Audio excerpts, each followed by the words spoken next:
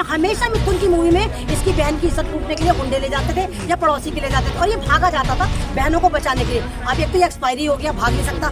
अब इसने गुंडों से कहा मुझे ही उठा कर ले जाओ, क्योंकि अगर आपको पता मिथुन चक्रवर्ती का बेटा रेपिस्ट है और एक औरत का इसने रेप करा, अबॉर्शन करवाया जबरदस्ती, तो बीजेपी ने इससे कहा अभी तू पागल है कि तूने इस औरत का रेप कर दिया, तो हमारा हक है, बलात्कारी पार्टी तो हमें, या तो तू हमारी पार्टी में आ जा, नहीं तो हम तुझे बाहर कर देंगे। मिथुन ने कहा चलो मुझे बचा दो, तो मिथुन बीजेपी में चला गया, क्योंकि तो बलात्कारी पार्टी है ना ये। डर की वजह से अपने बेटे को बचाने के लिए बीजेपी में चला गया, क्योंकि भारतीय बलात्कारी कौन है तो आपको भी पता है। चिन्मयानंद कौन है, सेंगर कौन है, ये जितने कौन है सारे रेपिस्ट किस पार्टी में, मेरी पार्टी में तो नहीं, मेरी तो पार्टी नहीं है। बलवत्तर कि हम कोबरा हैं, हम काले कौवे हैं। अबे कोबरा हो तो जंगलों में जाओ, वहाँ पे क्या कर रहे हैं इंसान की आबादी में, क्यों नहीं पकड़ते इनको, जाके जंगल में फेंको। ये तो जानवरों की पार्टी हो गई, इंसानों की बात ही नहीं करते।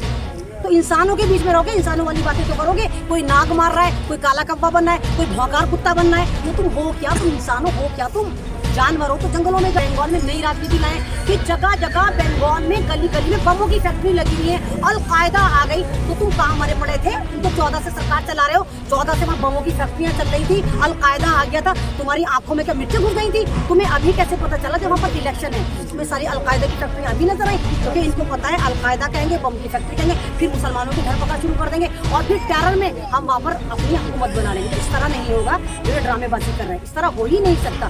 जनता जाग चुकी है, किसान जाग चुका है, पूरा भारत जाग चुका है। वो तुम्हें नाको चने चबाएगा और बताएगा तुमने जो डाला है भिरण के छत्ते में, आप उसका इंजाम क्या होता है।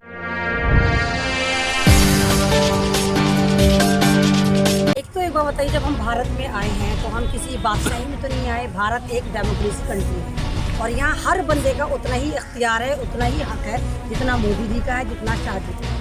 तो जब किसान भारत का अन्नदाता हो सकता है तो फिर बंगाल क्यों नहीं जा सकता? जब दिल्ली की सरहदों पर बैठ सकता है अगर, तो बंगाल जाने पे उस पर टैक्स लग रहा है। और किसान क्यों ना बताए जाकर, आप कह रहे हैं को बीजेपी को नुकसान पहुँचा रहा है, बीजेपी को मुखालफत कर रहा है। कोई भी किसान बीजेपी की मुखालफत नहीं कर रहा, किसान बीजेपी की नीतियों की मुखालफत कर रहा है, इस काले बिल की मुखालफत कर रहा है। और अगर किसान इन बीजेपी वालों की मुखालफत करता तो ये किसान ही है वो जिन्होंने भारतीय जनता पार्टी को सत्ता में बिठाया था। हम ही तो वो लोग थे, क्योंकि भारत तो अन्नदाता देश है, कृषि प्रधान देश है, तो ये सारे वही लोग तो हैं जिन्होंने इस पार्टी को चुना था। और जब इस पार्टी ने इनको खाना शुरू कर दिया, अब आप देखिए बंगाल की पॉलिटिक्स कितनी अजीब हो गई।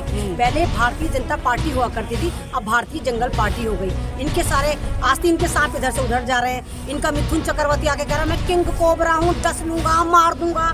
जब उससे मीडिया कर्मी ने कहा, पूरा इनसे शजरा खोला कि तुम बीजेपी वाले ऐसे हो, तुम रेपिस्ट हो, तो मिथुन चक्रवर्ती क्या कहता है, नहीं मैं तो काला कौवा हूँ जो बीजेपी के पेड़ पे अभी आके बैठा हूँ। इंसानों वाली बात ही नहीं करते, या तो कुत्ता बताएंगे या सांप बताएंगे या कौवा बताएंगे। महंगाई पर कोई जवाब नहीं, जवाब जब होगा, सवाल जब इन पे जवाब होगा तभी तो। जब महंगाई इन्होंने करी है, टोटल बर्बादी इन्होंने की, तो क्या जवाब देंगे? दंगा ये मचा रहे हैं, उल्टे सीधे कानून ये ला रहे हैं, तो जवाब कौन देगा? जवाब वही देगा ना जिसने वो काम न करो। इन्होंने तो काम कर, कोई भी बात का जवाब पूछो 70 साल पुराने पहुंच जाएंगे। कांग्रेस ने करा, नेहरू जी ने करा, आप पूछो ना ये प्रोटेस्ट क्यों बैठा हुआ है, यहाँ भी नेहरू की टांग खींच लेंगे कि ये जो प्रोटेस्ट बैठा है वो नेहरू ने बैठाया है।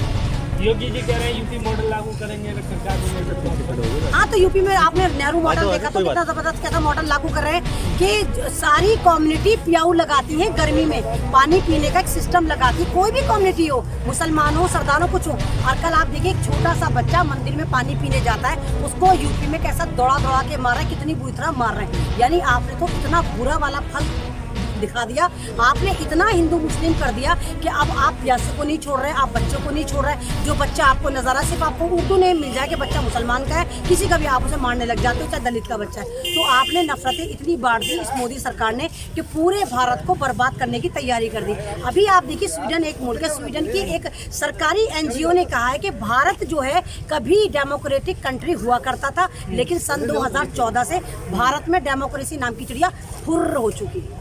ये मैं नहीं कह रही, स्वीडन में कहा गया कि यहाँ पर एक हिटलर शाही आ गई। जो मोदी हैं वो एक हिटलर हैं जो भारत को बर्बाद कर रहे हैं, यहाँ के किसानों को बर्बाद कर रहे हैं, यहाँ के जवानों को बर्बाद कर रहे हैं, यहाँ की औरतों को बर्बाद कर रहे हैं। हर फील्ड में ये बर्बादी लगा रहे हैं। आप JNU में जाकर देखो, आप AMU में जाकर देखो, आप DU में जाकर देखो, सारे स्टूडेंट दर बदर फिर रहे हैं कि हमें जॉब दो। कौन जॉब देगा? दिखाएगा कौन? कोई दिखाई नहीं रहा, उनको कोई सुनवाई ही नहीं है। तो किस मुल्क को डेवलप कर रहे हैं मोदी जी? आप कौन से गृह को डेवलप कर रहे हैं? पूरे भारत को तो आपने बर्बाद कर दिया। कर क्या रहे हो? अमित शाह जी कह रहे हैं कि भारत का बहुत विकास कर दिया, बंगाल का नंबर है।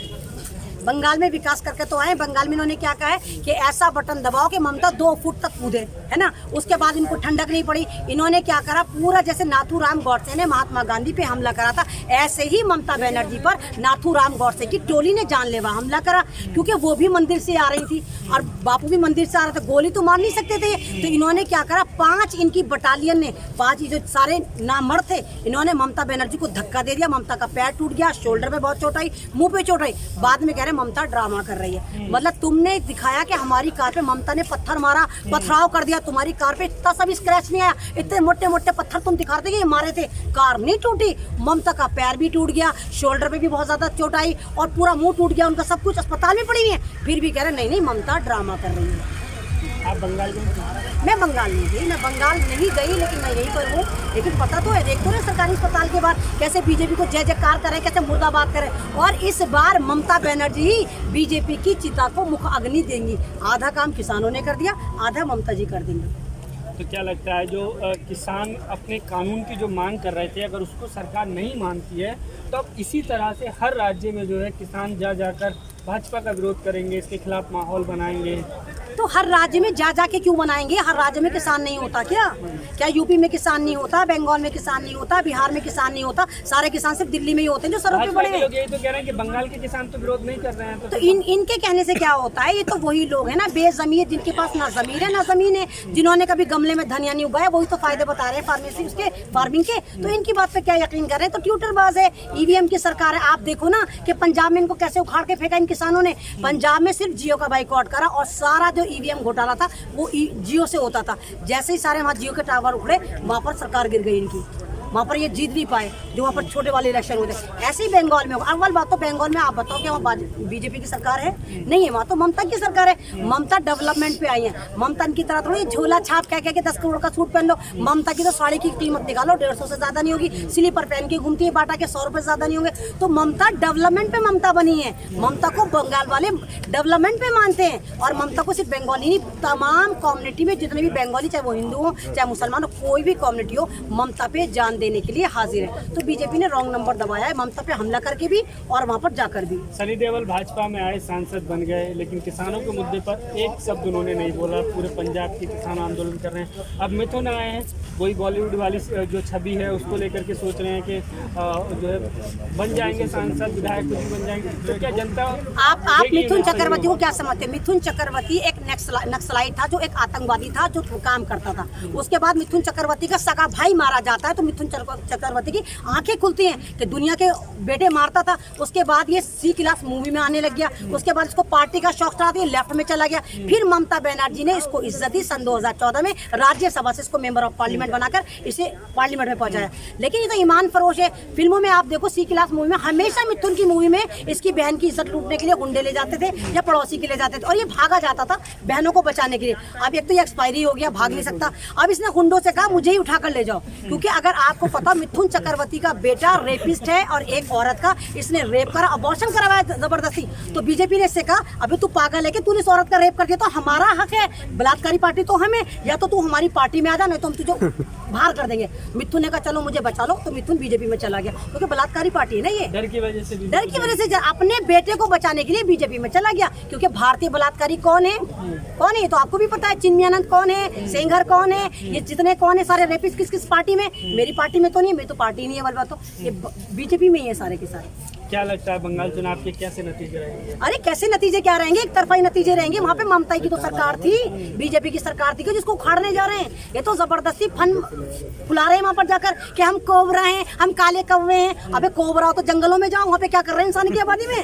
क्यों नहीं पकड़ते इनको, जाके जंगल में फेंको। ये तो जानवरों की पार्टी हो गई, इंसानों की बात ही नहीं करते।